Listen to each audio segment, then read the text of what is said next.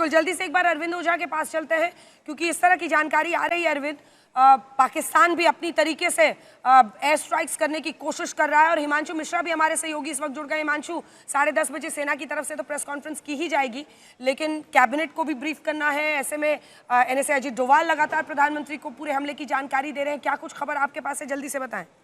देखिए, बिल्कुल 11 बजे जो है कैबिनेट की मीटिंग है। उस कैबिनेट की मीटिंग से पहले जो है cabinet committee on economic affairs की बैठक है। लेकिन एक चीज है कि जिस तरीके से ऑपरेशन सिंदूर किया गया है, उसके बाद जैसा रिटेलिएशन पाकिस्तान की तरफ से थोड़ा हो रहा है, उसको लेकर जरूर थोड़ी चिंता हो सकती है। लेकिन कैबिनेट के अंदर जब ब्रीफ किया जाएगा तो ये बताया जाएगा कि सरकार ने किस तरीके से जो है आतंकी हमले के खिलाफ जो है वो पलटवार किया है और उसमें किस तरीके का सक्सेस जो है वो भारत को मिल रहा है।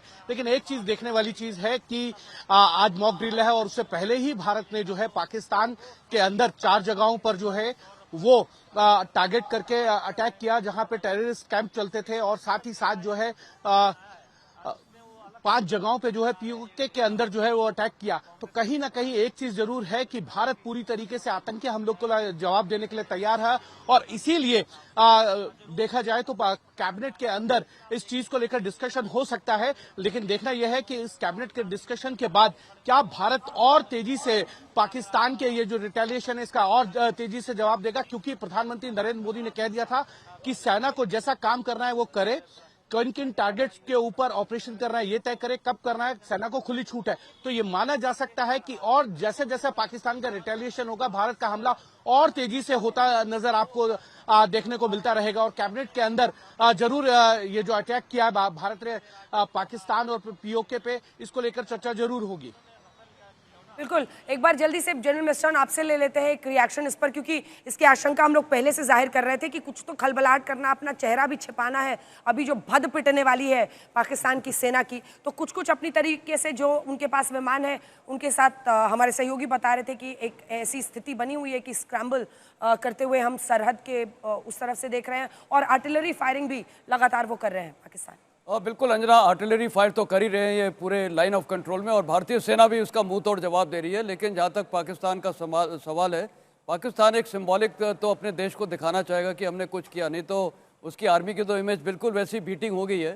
तो हो सकता है कि वो कुछ कोशिश करेगा, ड्रोन्स या कुछ मिसाइल्स या एयरक्राफ्ट को लॉन्च करने की कोशिश करेगा, लेकिन कितना वो सक्सेसफुल होगा वो वक्त ही बताएगा। पर जिस प्रकार हमारी एयर डिफेंस कैपेबिलिटीज़ है, खासकर जो हमारा integrated air command control system है, इतना वेल कोऑर्डिनेटेड है, तो मेरे को लगता नहीं है कि उनकी कोई स्ट्राइक इतनी इफेक्टिव हो पाएगी।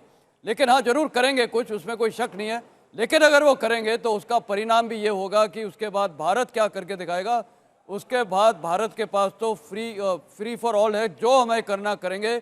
उनके oil depots, Karachi harbour, Karachi port, जो हमारी मर्जी, उनके डैम्स हैं, जितने भी वाटर वर्क्स हैं, हेड वर्क्स हैं, सबको बर्बाद करके छोड़ेंगे।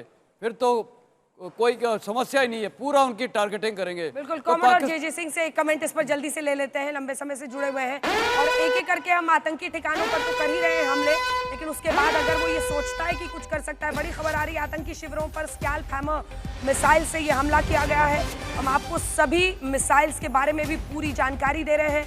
राफेल विमान पर ये जो दोनों ही मिसाइल से हमारी वो वहां पर गई हैं। रॉ ने सेना को दी थी टारगेट की सटीक जानकारी, और फिर उसी रिसर्च एंड एनालिसिस विंग की जानकारी के आधार पर ये प्रिसिशन अटैक्स को अंजाम दिया गया है। Commodore JJ Singh,